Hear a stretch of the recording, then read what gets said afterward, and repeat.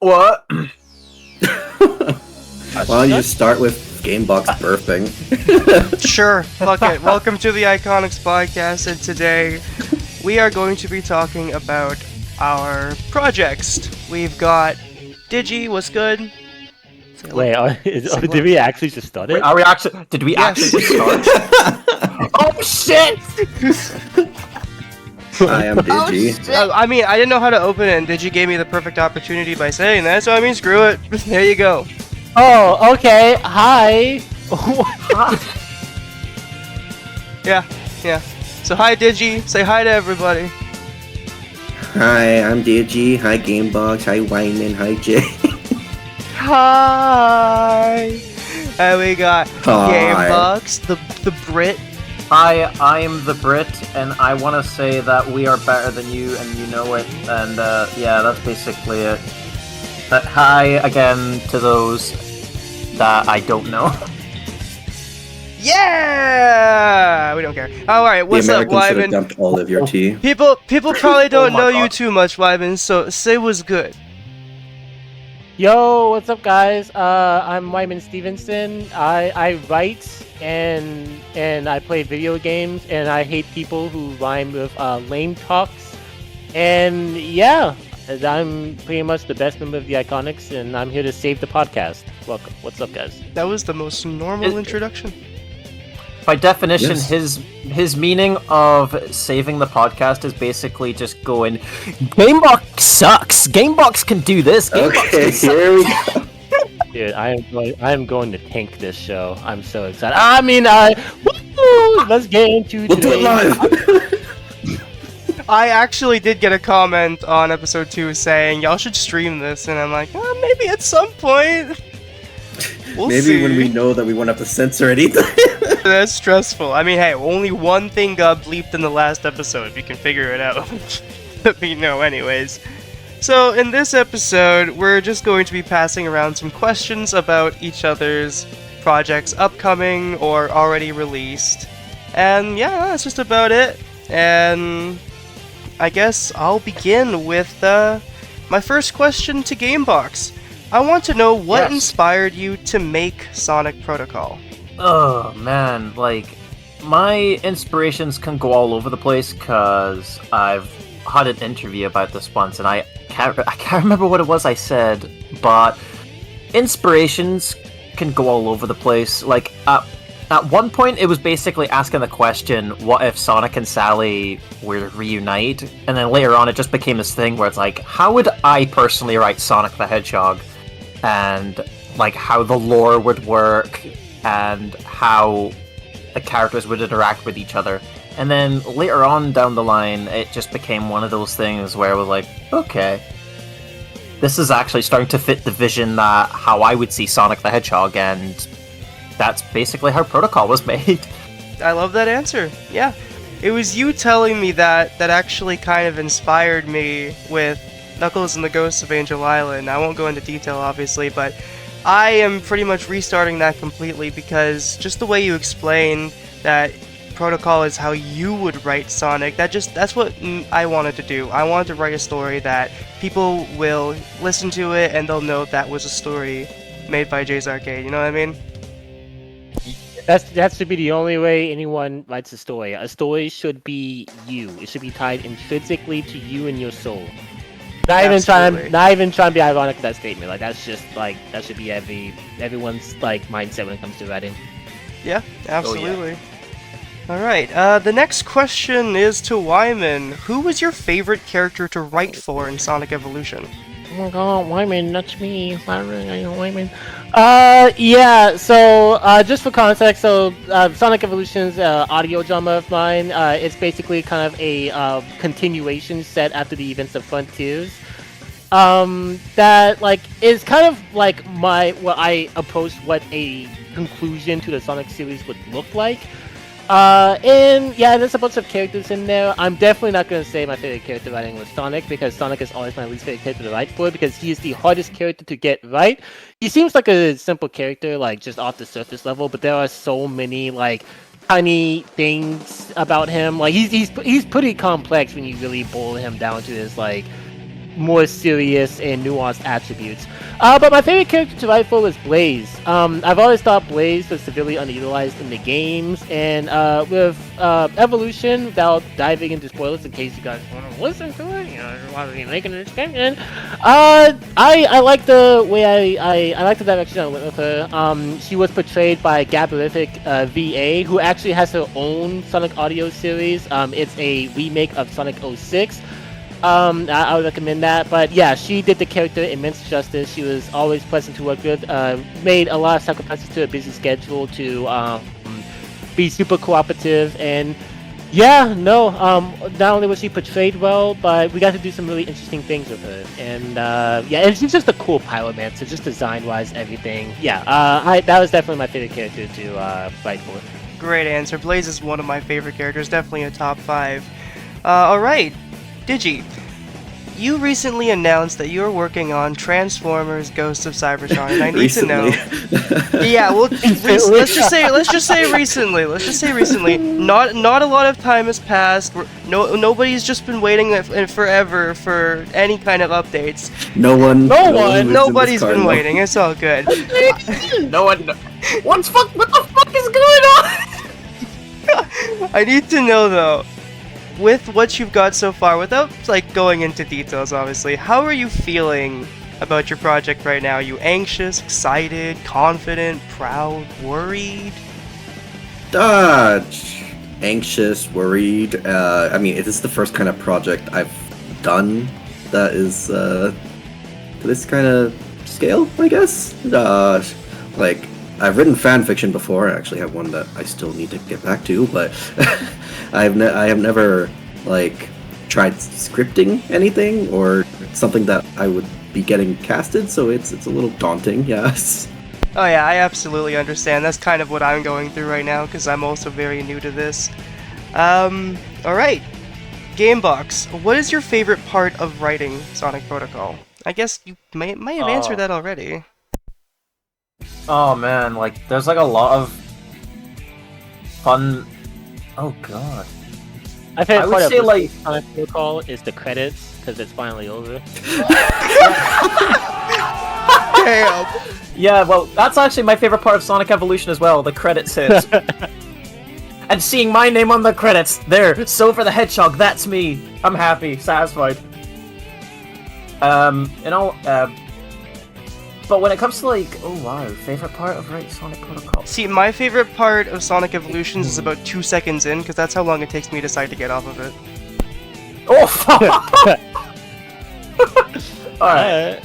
In all honesty, I would say my favorite part would definitely just be the characters and how they interact with each other. Because if there's one thing that I really like about writing is that you can create like a world of characters whether they like love or hate each other. It's always like the relationships that they have that really kind of drive the series or how I kind of want to write Protocol, because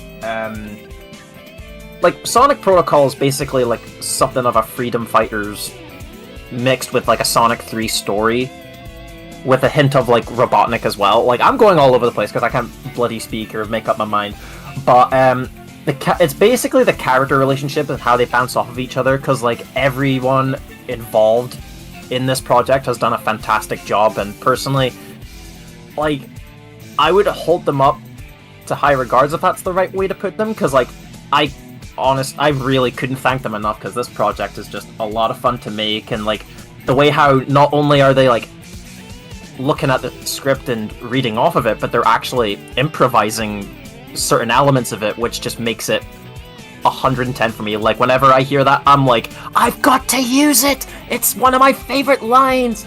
It's just amazing.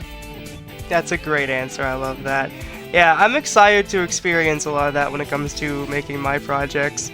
Alright, Wyman, what was your biggest struggle when creating Sonic Evolution? My biggest struggle. So that was the first time I've ever taken on the production of an audio drama. Before that, I did several audio books, and I definitely have some experience when it comes to video editing. And I've like Digi, I've also done a lot, like my fair share of fan fiction.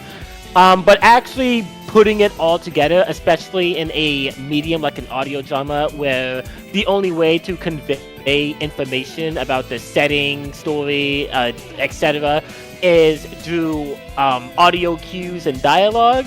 It was pretty challenging. It was pretty challenging trying to adapt to that medium and convey information in a way that doesn't feel hand-holdy or expository, while simultaneously not having aspects of the story be like vague or like too abstract.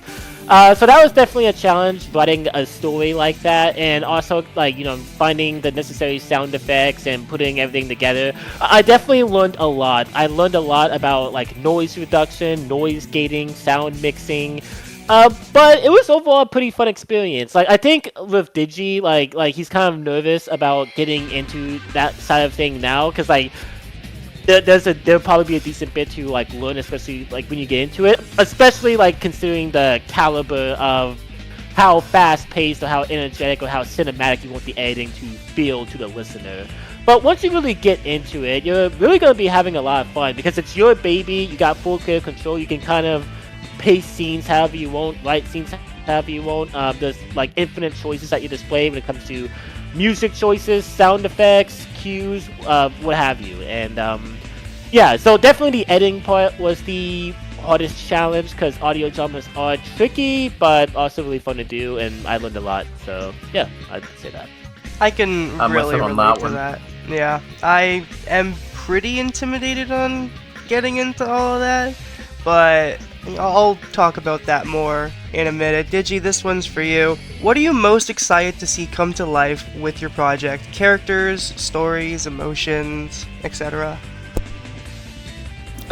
Probably the characters, because I mean, most of the characters I'm using don't really show up all that often in the continuity that it's set in, so I'm looking forward to bringing them to life and how I feel like they would behave in the setting of the like Cybertron game / Prime continuity. So, all right, little bonus question then: which character are you most excited to write for? Probably. That is a tough one. Yeah. There are a couple that I really want to explore, but you know what? The main villain will probably be the most fun I have. All right. I'm rather curious because now it's just in my brain. Who do you think my favorite character is so far after we've watched Prime? Who do I think your favorite character in Prime is? Yeah. Is it...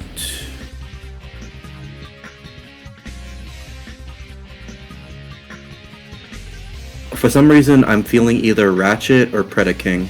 I don't know why. It's Miko. No. Hatsune Miku in Transformers Prime. See, if it was Hatsune Confirmed. Miku, that would be freaking dope. But no, it's actually Shockwave. Shockwave's your favorite character. Ooh, I was not expecting that. That's why I asked, because I realized you probably weren't expecting that. Might I ask, what draws you to Shockwave? He's just cool in my opinion. The design is really cool. I like how he treats Starscream. What is Starscream? Perhaps I should help you see my perception of things. Yeah, I like that. That was funny. Alright, moving on. Wyman, you can begin asking your questions. Oh, sure. It's actually kind of cool.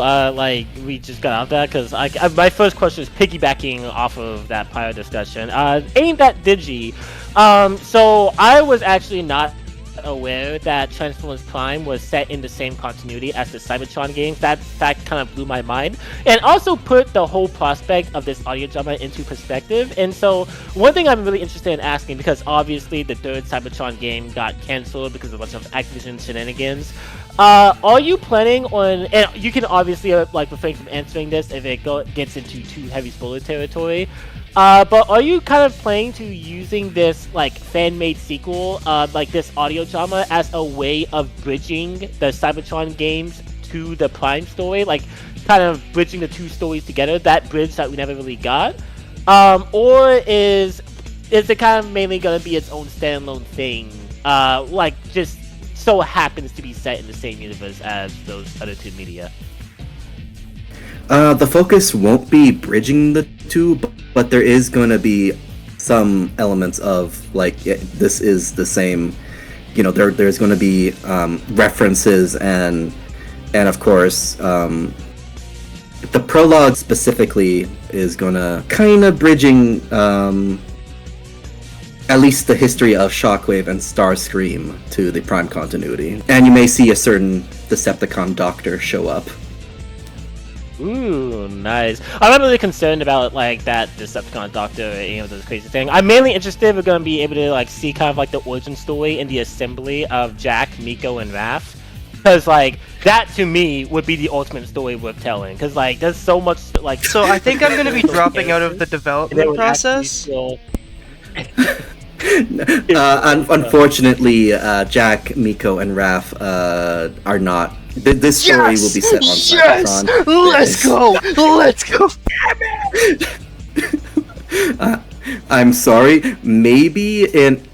Actually, I don't want to say that because. Yeah, you don't want to spoilers. Yeah. So, but yeah, does that mean what you wrote down about Jack's mom being in the ending? Is that cancelled or? Yes, the 10-minute Optimus Prime and June Darby scene will not be happening, unfortunately. Oh, no!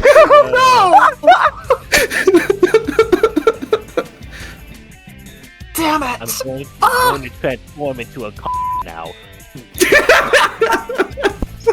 No, Arlie was uncomfortable with my. Recast him! Want me to do what into the? Oh, poor Arlie. Poor Arlie.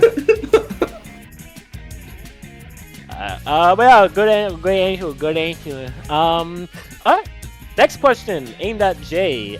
So I'm actually really interested, Jay, because we did touch on it with prior questions, which are bound to happen, because, you know, like, our questions kind of interconnect when it comes to certain subjects. But, you have expressed apprehension when it comes to taking on audio dramas, because obviously you're new to the whole prospect of doing that. What I'm interested in asking is, like, what is the biggest thing to you that's the most intimidating about doing an audio drama? Is it working with VAs or like just the whole casting process? Is it the editing? Or is it even just something like putting the script together and having a writing living up to standards of other fan projects? Because fan projects have come a long way from the mid-2000s and early 2010s. There are really crazy stuff coming out, and you can kind of like feel the pressure of wanting to like live up to something like Sonic and Tails or something along those lines. So which part of that would be the most intimidating for you? So I'm gonna pretty much go with all of the above because like I'm very new to No, this. that's cheating. Look, But I'm gonna get that's cheating. into Yeah, it. pick one. I'm gonna get Why? into it. For me, the most intimidating thing is just because, like, in my head, all these stories I have get really cinematic and powerful, and I'm just afraid people won't feel all the emotions. I want to make sure it's impactful, and I hope I can manage to do it well. My goal would be to at least get someone to cry once, you know what I mean? I want people to have feels with this series, you know what I mean? Yeah, this is just a fun fact I want to throw in there, because I am proud and I'm going to brag a little bit.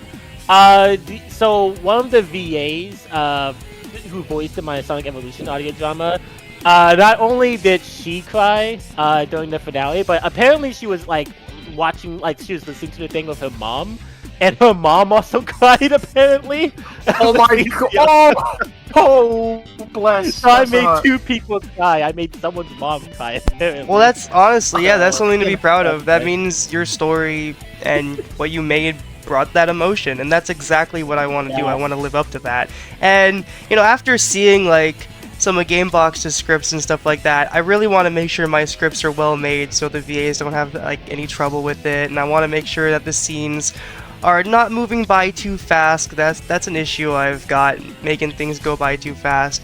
I want it to be perfect, and that's what intimidates me the most. That I think I want it to be too perfect in a way. Yeah. To be honest with you, like that's like just to do a quick like a small tiny tangent. That's like the fear of like trying to get like a radio drama out there, is that when you try to make it too perfect, you'll get that side of you where it goes, oh, I don't know if I can really write this, and you put the project to the side, because that's what's happened with a lot of people.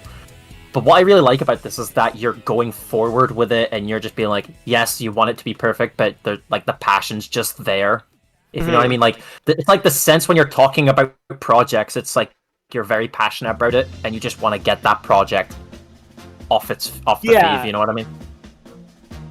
Yeah. Yeah, and I also want to add, like, don't like feel like don't have this expectation of yourself where it needs to be perfect. I totally get it, because when you envision something in your head, you want it to come out exactly as you have it in your head. But maybe Gamebox can attest to this. Your stories rarely come out like how you envision them at their like most perfect. Like there's gonna end up being like some aspects that like you're unsatisfied with later after revisiting it, because like creating something that's just the most mind-blowing piece of literature out there it's impossible, especially on your first outing. Like it's not like there's gonna be some things that can be improved on, but like don't try to be a perfectionist about it. Like obviously put in effort and try to like make the best thing you can, but don't hold yourself to an impossible standard. Just like have fun above all else. Make sure you're like having fun making the project. Have fun, but don't make fun. Like have fun, but like also like hold it to a sort of quality assurance without coming off as like impossible. Just know your range as an artist, and as long as it falls within that range, then you're good. Yeah, and if you're happy with what you've written down, like you've had a few read-throughs, you're like, okay, I'm happy with this. Have a script that makes you feel happy, if you know what I mean. What I mean is like you've read through it, you've read through the scenes, the dialogue's perfect. Well, not perfect, but the dialogue's good, or the scenes just match with what you're trying to project onto the script. And if you're happy with that, then that's it, ready to go out to VAs and all that. Like if you get that feeling where it's like, okay, this is it, this is the script I'm looking for, then there you go. And it's another trap, because a lot of people will look back on it, they'll be like, oh, that wasn't really good, then they rewrite it. But that's like a beauty in it, because it fixes your vision, it gets your vision a lot more better. Alrighty, but yeah, moving on from Jay, I wanna focus on something. I wanna ask Gamebox a question. Oh, a question for me? Ooh, a question for me? Color me intrigued! I want to take it out of that deranged little brain of yours that I'm still trying to decode after all these years, alright? Little experiment, weird British fuck. But yeah, wow. So Gamebox, I want to ask you, like, what are your primary inspirations as a storyteller? Like, specifically storytellers who inspire you to do what you do. Because every single influential artist has an artist that inspired them, and then an artist that inspired them, and then an artist that inspired them. Most people know the story of how Seven Samurai gave way to Dune, and then Dune gave way to Star Wars. Like inspirations run deep. Personally, my 3 all-time favorite storytellers is Christopher Nolan, Zack Snyder, and Ridley Scott. Like those, I usually use those guys' work as a blueprint to like write whenever like I want to create something. So I want to ask you, like, who would you consider your personal inspirations as a storyteller? Oh man, to be honest, there's like a lot, because like my inspirations like vary from time to time. Like at one point it was like, if it helps, name 3. I was gonna say Tim Burton, but the thing is that as much as I like Tim Burton's films, he's not like my main inspiration for my works. I would say like the biggest main inspirations would have been trying to find the right people. I would say Steven Spielberg is one of them. I know he's only a director, but he's come up with like fantastic ideas and stuff, which makes me just go, oh my god, I absolutely love it. Rodal's another one. And I'm gonna go with Stephen King. Like, I love Stephen King works. We love Stephen King. Weapons, that new horror movie that just came out, that was incredible. That film is I still need to see heavy. it. That film is heavy Stephen King inspired. It's like the most Stephen King film without it being related to Stephen King at all. Like, it's really crazy seeing his influence on a lot of like modern works nowadays. In Digi, I think you'll really enjoy it. It was pretty good. Mm-hmm. I just like how the stories are told and how their brains work, because if there's one thing about me that I really like about those types of artists or storytellers, is that they have a unique vision that people can click on and they'll be like, that was made by Stephen King, that was made by Rodal, that was Steven Spielberg. That's like one of my favorite parts about a storyteller, because it could be like the smallest little bit of detail and people can tell that was made by them, that was made by them, this, that, and all that type of jazz. Like what you said with Weapons, because Stephen King has like very unique ways of creating horror. Like you've got Cujo, you've got Carrie, you've got The Shining, you've got a lot of other works that are just really, really fascinating. Like with Rodal tells the story of like... I need to cut you off for just a moment, Gamebox. This is being made post-recording. I just need to say it, because I know we say it later on, but I need to say it now. Discord was having some serious problems during this part of the recording. I was freaking out trying to figure out if the issue was on my end, if my computer was going to crap, but after doing research, Discord's voice chat servers were just doing awful. So I'll do my best to edit what I can, but some things are going to be glitchy, some things might be robotic, and I'm sorry for that. That's on Discord's end, so yeah. Alright, Gamebox, you can continue. Like a kid in a chocolate factory, a fox, like I could just go on for a long time. There's just a lot of really interesting ideas that these people come up with, and there's just like a beauty there, and I absolutely love it to bits. Alright. Well, yeah, there we go. I am very glad that I only brought 4 questions, because my segment has been going on forever. So Jay, I'm going to ask you my last question, and this one it's pretty simple, but feel free to kind of dive into it, because I am really interested in this. To those who've been following the Iconic showcases, or even who are aware that those are even a thing, Jay announced a slew of projects that he's working on, with a decent majority of them being audio dramas. He is a game dev, but now as we've discussed in this podcast, he is venturing into the world of the auditory medium. And there were some interesting projects announced, and I want to ask Jay that of all those projects, feel free to name them or shout them out, whatever. Which are you most excited to work on, and which goes hand in hand? Which of those are you do you have the most inspiration for, that you feel like you need to write it because you have so many good ideas for it? Well, that would have to be Knuckles and the Ghosts of Angel Island, because as I said previously, Gamebox's whole thing about writing Sonic the way he wants to write Sonic, and that inspired me to kind of start writing my Sonic stories as the way I would write it, so that people know that when they listen to it, that's a Jay's Arcade story, and they'll recognize it. So ever since that realization came to me, I pretty much scrapped everything I had, and just so many different ideas were coming to me. So I have to say that that's the one I'm most excited to work on, and I'm hoping I can have it out for next Halloween, but I feel like it's going to be a lot more ambitious than I was expecting, because it was definitely supposed to just be a little tiny Halloween special, but now it's kind of going into a big, more interesting thing. And I'm really excited to just work with you guys on it, because I want it to be a group effort, you know what I mean? It's really exciting to me to be able to work on something as a group. And honestly, I'll take this as a time to kind of hint at something though.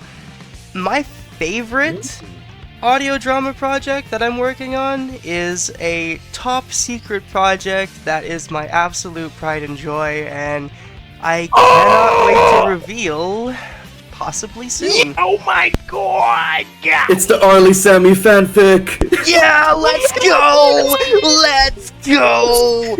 Yeah! And that's right, guys. We are having a whole iconic showcase, Arlie X Sammy edition, where you get all sorts of information on this upcoming franchise. That's right, franchise, games, merchandise, and more. Boom! Oh god! But yeah, like I said, this is gonna be my pride and joy. I really can't wait to show it to everybody. But we just gotta wait a little bit longer. Okay, awesome. Alright, well, we will be waiting. And to those who are interested in future information, stay tuned for this upcoming Ikoniks showcase. Alright, I am finally done yapping of all my questions. That took a while. Gamebox, I'm heading it off to you, my friend. Alright, if you thought Wyman's was long, I have I think I've got like a list of 7 questions. That's okay. We have 30 more minutes to cover. Oh my god. That's fantastic. I'll make this as quick as possible. Fantastic! Sorry, my autism. Oh yeah! That's it. That's okay. Guys, I think I got it. I don't get it. Say that again. Oh no, he did the thing! I just noticed what he was doing! No!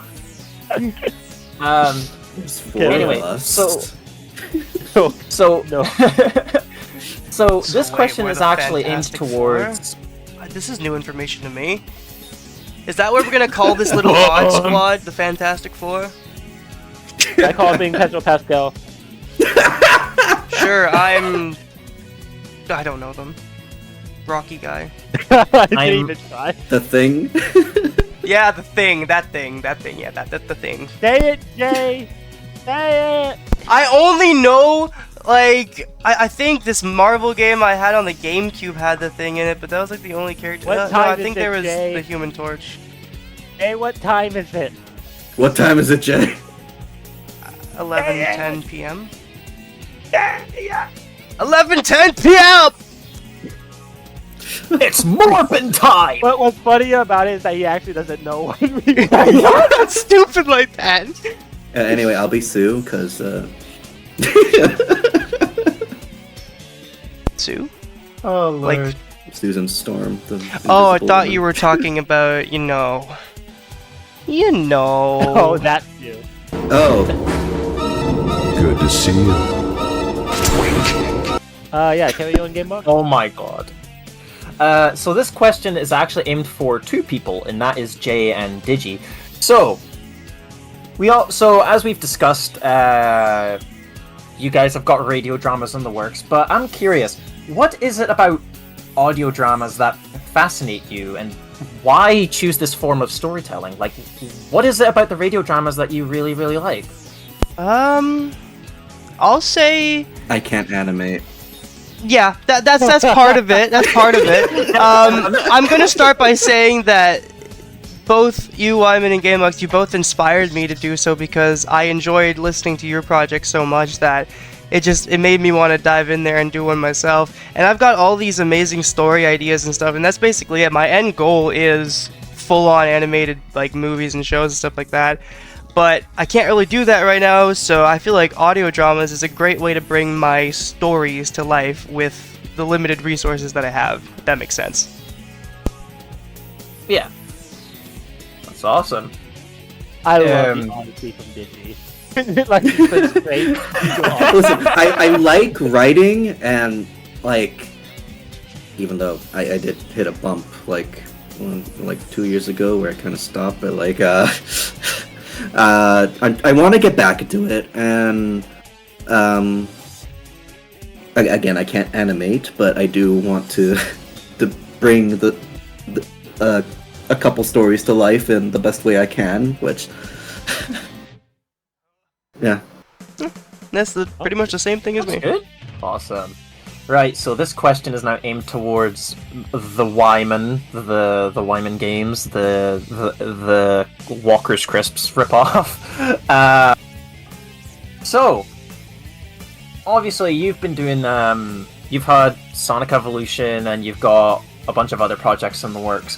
So, I'm gonna be like the cliche interviewer person. So I'm curious, quote.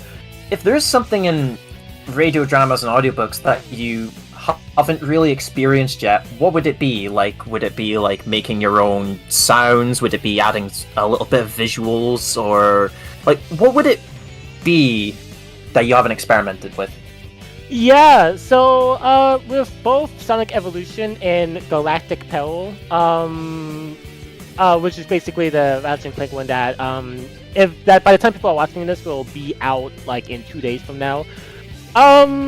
Yeah, I've pretty much done all the standard stuff. I've done fight scenes, I've done comedy scenes, I've done monologues, I've experimented with a lot of, you know, it's like at the top.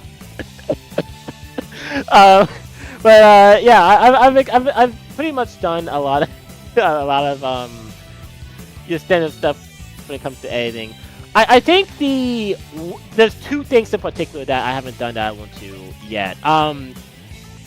One is more visuals. If you guys take a look at Coliosis, who is another like YouTuber who does audio dramas, he was probably like one of the first people to start doing them before they became super like popular. He just started doing basically how do you describe it? Kind of motion comics, if you will, where there's a illustration that serves as a visual aid for what's going on, backed up by the audio cues, sound effects, and dialogue. And I can't pronounce her name for the life of me, but another creator is doing an audio drama called Shadow Cosmic Protector, and that is also doing a very similar style, where you have illustrations that, again, serve as a visual aid, so you can get stuff like scenery and character designs, etc., like something akin to a cinematic experience, which enhances the audio that you're already hearing. Whenever I get the resources to do that, like commission artists for a project of that scale, I definitely like to do that. And the second thing that I haven't done, that I also do not have the resources to do, I've always wanted to do a musical. I love musicals, and I've always wanted to write my own musical. But obviously, doing a musical requires commissioning instrumentalists. It requires hiring a songwriter. It requires getting people who can sing. It's a pretty complicated endeavor. I'll do it. I don't think Digi, you better join too. Dude, you already know. I don't think I will do a motion comic style audio drama or a musical anytime soon, like within the next 1 to 2 years. I like humble beginnings. I'm taking on stuff that's reasonable and like is up my skill caliber as of right now. But down the road, I'd like to do those two things. Awesome. I like that. I like what the whole idea with that one, just adding a little bit more visuals, because that was something I was kind of debating on for Protocol, but obviously with what I've told you outside of, what's the best way to put it without leaking anything, obviously the ideas I've shared with Jay and Wyman, because they're basically a part of Protocol, you know if you know what I mean. Again, I'm not going to say much because don't want to ruin anything about any spoilers. We don't need spoilers here. But yeah, to cut back to that, it's always like the really interesting part of adding a lot of visuals, because if visuals can help out with like some people, because like obviously sometimes we could be getting people coming in and saying something along the lines of, is this going to be animated, or will there be any visual movements to it? And it's kind of like one of the big struggles with doing an audiobook or a radio drama, because it all relies on sound and less visuals to be shown. Like, you can go on YouTube and like anything outside of video games as well, like fan works as well, like original works will focus on sound, and it can be like a bit of a difficult one. Yeah. My next question actually is towards Digi. So you're working on, like established earlier, you're working on Transformers: Ghosts of Cybertron. What was the inspiration? Like, what inspired you to make your radio drama? Like, what was the thought process? What was the idea, the light bulb that went poof? Activision made a shitty movie tie-in. A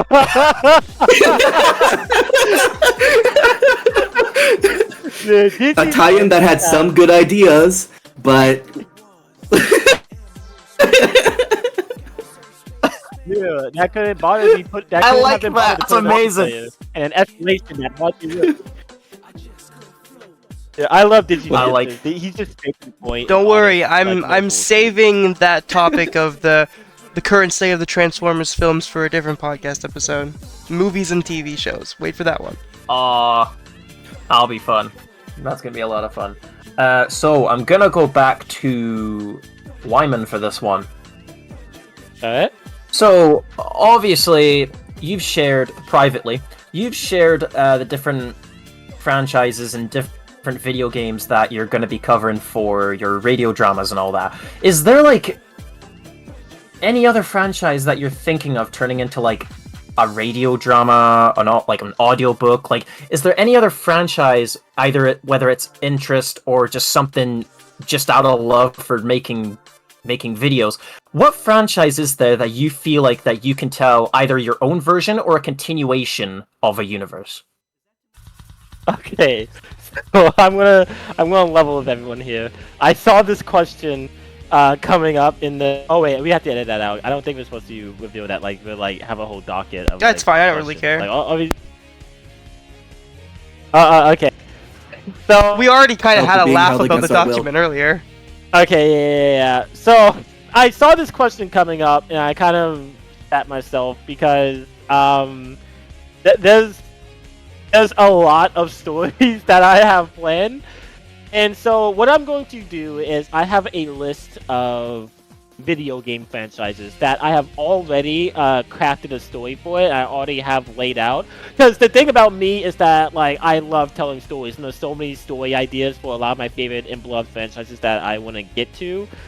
And so in no particular order, these are all of the video games that I plan on doing multiple or just single audio dramas for in the near future. Undertale, Five Nights at Freddy's, Call of Duty, Minecraft, Life is Strange, Resident Evil, Apex Legends, Grand Theft Auto, Sly Cooper, PlayStation All-Stars, Red Dead Redemption, The Last of Us, Silent Hill, Call of Duty Zombies, Borderlands, Uncharted, Mortal Kombat, Infamous, The Evil Within, and that's it.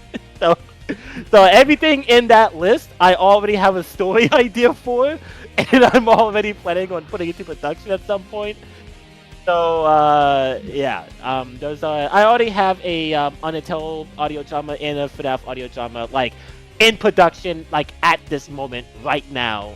But everything else is slated to get something, because again, I already have a bunch of these story ideas like and down and put in a document. So yeah, that's what I'm at. I like that. You were a fellow Evil Within fan. You should have known I was a Evil Within fan, Digi. Like, my boy. Why am I blanking out on his name? The Godfather of survival horror. I'm not good with names. The guy who made All You Want, All You For, and The Evil Within. Dude, I'm gonna remember his name when I'm rewatching this. I'm gonna feel so stupid. But I'm a big fan of that guy's work, and he spearheaded The Evil Within, and yeah. Don't move on yet, Gamebox. I have to look up this guy's name. Resident Evil. That's okay, bro. It's like something akin to like Shinji Mikami. The reason why I was blinking out at that because it sounds so similar to Shiro Maikaira, who is like the writer of Sonic, and like I sometimes get Shiro Maikaira mixed up with Shinji Mikami. Okay, but yeah, I'm a big follower of Shinji Mikami. I love his stuff, and yeah, The Evil Within's peak fiction. So. I have a story idea that follows Joseph and what happened to him. So, yeah. Damn, bro. That's something I really like, is that because I can't remember if I've said this, but another big inspiration for like me wanting to continue with like different video game and franchises and stuff like that is mainly because it's kind of like what you're doing, is that you're not only adding your own spin on a franchise, but you're continuing on, like making like a fan sequel, or you know what I mean. But like when I was like hearing your ideas and stuff, like the ideas just kept on flowing. It's like, oh my god, there's like a lot of ideas and all. There's like a lot of ideas going on in the head. It's all over the place. Yeah, like some of my like productions, like my audio dramas, will be like adaptations of something. Like it will be like my own spin on the game's universe and characters, but the overwhelming majority of them are kind of like what if continuations of plot threads that haven't been explored to any official capacity with some of my favorite games. Like one thing that I've already like been public about, Resident Evil, Welcome to Raccoon City. I love that movie. I thought it was a great adaptation despite all the negative press it got. That thing got canned. That continuity is dead. It's over with. We're getting the Zack Kreger reboot in September of 2026 next year. So what I'm doing is I'm making my own sequel. Sony's not going to do it. And so Resident Evil Welcome to Rockford Island, my love letter to not only Resident Evil as a series, but also the Welcome to Raccoon City continuity. I plan to have that out on March 22nd of next year for Resident Evil's 30th anniversary. So, yeah. Nice. That's awesome. So I'm gonna go back to Digi with this question. So, once I can't speak today, I'm so sorry.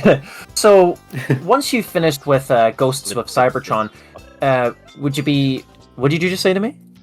You want to take that back, sir?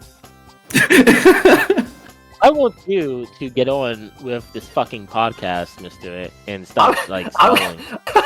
Bro, I'm literally trying to read out the fucking question, and you're literally. All right. Without the question. He wants to start this on the podcast. Okay, cool. 2 hours later. Right. So, Digi, this question's for you. So like what we've established earlier, you're working on Ghosts of Cybertron, but when you get to the point of finishing it, do you plan on continuing the road of continuing radio dramas? Like, is there any other franchise you want to like throw your hat into the ring for, if you know what I mean? In terms of franchises, I haven't decided anything. Though in terms of working on other radio drama projects, yeah, I already have a idea for something else set in the Prime continuity. I'm not gonna say anything else, but Color me intrigued. I'm liking this. let's just say it's gonna get beastly. Oh my god, I'm so excited! Oh my god, I'm so excited! I've also played with the idea of adapting a fan fiction that the same one I keep saying I have to get back to into an audio drama. That sounds cool. I think I should just finish that first. Okay. Awesome. I'll be looking forward to seeing that, though. That's gonna be a fun one. Okay, so my last question, but this time, this is aimed towards everyone. So my question to y'all is, when it comes to writing a project, like, what's the mindset like for you guys? Like, for example, how do you come up with the ideas? Do you figure out the theme first? Does the idea hit? Like, give me your insight on how you guys would get the idea of a story and how you would format it and write it down. The person to start off, I'll choose Jay. Okay, so for me, what I like to do is I like to sit down and listen to music. Sometimes the lyrics of songs or even just the vibe of the music will give me some ideas. I can put myself in a state of mind where I can think properly. I also just, they just come to mind sometimes. Maybe it's based on how I'm feeling at the time. Some things I'm making definitely show how I'm feeling at the time of writing it. And yeah, no, aside from that, it's really just the music. I do that a lot. I listen to music, the lyrics will inspire some scenes, some events, and then I'll work that into the story, and then everything kind of just comes together. Awesome. What about you, Digi? I'd say for me, it's definitely like what I focus on writing definitely has to do with whatever hyperfixation I'm currently in, and that's probably why it's so hard to get back into like that fanfiction I keep bringing up, is because it's been a while. But I definitely want to continue that story. But yeah, that's how I start a project, definitely. And as for how I write it, obviously I try to get all the gist of the basic idea all down, and then getting all the details to line up is definitely where I keep fumbling with in my head. What about you, Wyman? What's your mindset like comes to a story? So, yeah, basically, what I do, I have pretty simple processes that determines what stories I write. I look at, because I mainly do fan stories, like I do stories based on my favorite video game series. I look at said video game series, and what goes to my mind is not that I have to write a story for it, I want to write a story in it.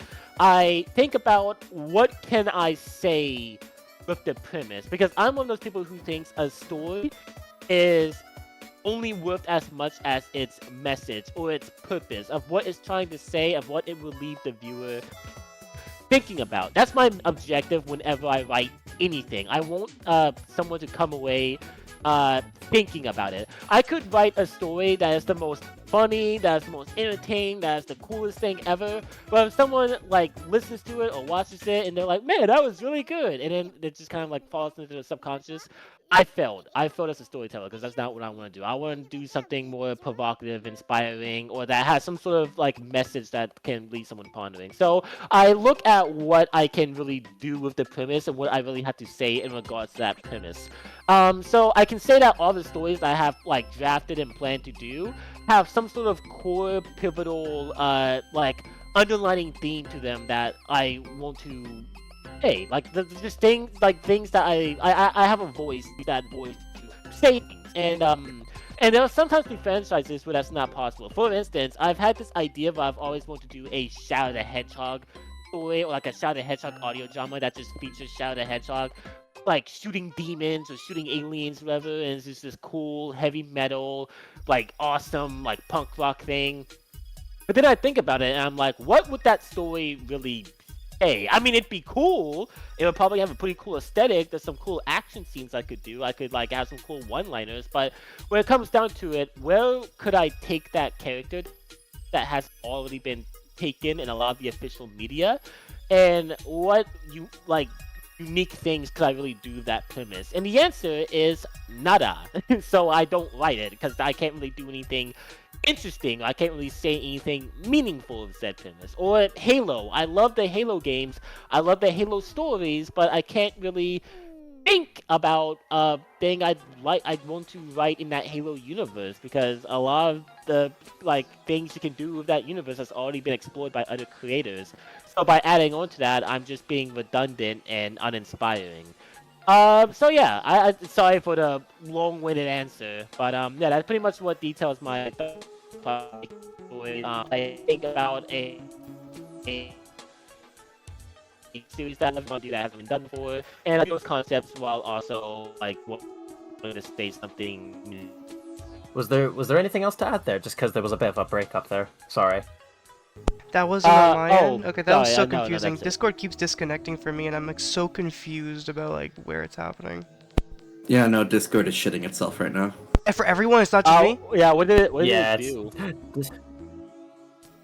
Okay, that makes me feel better, because I'm going through all my stuff trying to figure out how to fix this. I think it was saying whenever you were speaking, it was a bit of a cutout. Whatever. Was I? I don't know if I was just talking to the void there. No, we heard most of what you said. It's just Okay, yeah, but it just yeah, that's how I decide my stories. I think about a cool concept and I write something while having an underlining message attached to it. That makes me inspired to write. Awesome. I would I'm similar to every of what you said is something very similar with me, because when I've got Iconic, I've got a franchise and I'd like to tell a story, but what can I tell it about? And then you keep thinking about experiences or messages that you would like to tell. And when you get that right idea, it's like, okay, here's the idea. Is it gonna work? Then you start figuring out ideas and scenes how to make it work. And if it works, it works. If it doesn't, it doesn't. That's one of the difficult parts of getting the message across. And also, it's just listening to like different types of music. But for me, it's like soundtrack music, like movies, because I think they really help out with in the atmosphere out. And helps in the head as you get like mood and all that down. Yeah, like a common trap that I see with a lot of people who do fan fiction or do any type of like fan production is they will focus on writing a plot, and the plot will sometimes have some cool ideas in it, and there'll be some cool set pieces that take place in it, and it'll be interesting. But the only focus of writing a plot, they don't really care about writing a story. Like a story is something that has like theme, like journeys for the characters to like undergo that sometimes correlate with the central idea of the text. But like a lot of people don't really focus on that. They just focus on like just doing a plot with like cool characters doing cool things in it. And again, while that can be cool and entertaining, it's largely like substanceless and just key jangling. And some people would say, well, like maybe like I just have like that. That's thinking too hard about like fan stuff. But I think fan material can match the like talent and creativity of official material, and there's nothing saying otherwise. Like there are so many talented people I see in this sphere who incredible ways that mirror that of official writer. So that's just me though. Yeah. Like, there was actually another thing that I think easily works, and this is basically kind of my go-to when it comes to telling stories, and that's character development. Because a lot of like new writers don't really take that to their work for some. Well, to me, I'm always like the type of writer that will go, okay, so you've got this, you've got that. I want to focus on a character, show them their ups and downs, get the build-up in. But sometimes, I mean, it can work. I'm not saying it's not gonna work, but you'll get characters that don't change. They're static characters. Again, nothing wrong with that. To me, I'm mainly focused on like the characters where it's like, okay, so tell me more about this character. Is this character a flawed person? No, sorry. Tell me about this character. What's their interests? What are they like? What are their relationships like with other people? Okay, cool. What's their flaws? Tell me more about flaws. Okay, can we see that develop? And then once we see that develop, that's a story. Like, that's basically I go stories, because I like flawed characters, because they're relatable, you can see much more with them. Like, they're just a lot more fun to watch, in my opinion. Yeah. That's basically my questions, so I've finally gotten that done. I'll fill in the silence quickly. I just want to say to anybody who is listening, I will try editing all of the connection drops out, but after doing a bit of research, Discord is currently having issues with its voice chat servers, so whatever's happening is not my fault. I'm sorry. We just, I guess, Discord was like, they're recording a podcast episode. Let's ruin it. But anyways, I don't even know if that got picked Discord up on sucks. the VC because Discord sucks. Yeah, but it got picked up on No, like. we heard that. Okay, good, because I see it like in the bottom corner. It's dropping the red bar, going back up, dropping the red bar. It's trash right now. But anyways, Digi, do you have any questions to ask? Yeah. And either Gamebox or Wyman can answer these. Is like, obviously, not all the sound effects you find are going to match what you had in your head, right? So obviously, you have to change them or edit them to be the sound effect you're looking for. What is the most tricky example of that either of you has had to do?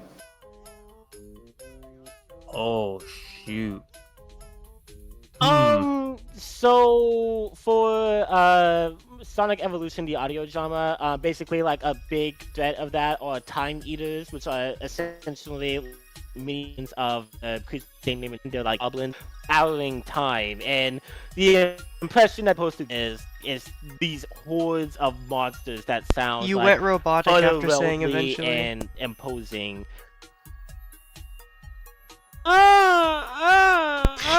Discord like said You'll have screw to you say it guys. again. Basically, there's this threat in the audio drama that's supposed to sound super sweet. I love the sound effect. Wasn't essentially what you have to do is. Am I lagging again? Yeah. We need to find an alternative to Discord, man. Yeah. This app is shit. Hold on a second. Fuck Discord. It's not even you. It's like Alright. it's Discord servers right now. Mine's been shitting. Yeah, I know, but, Digi's like, been it shitting. worked with Digi. It worked with Digi, so hopefully it like helps out.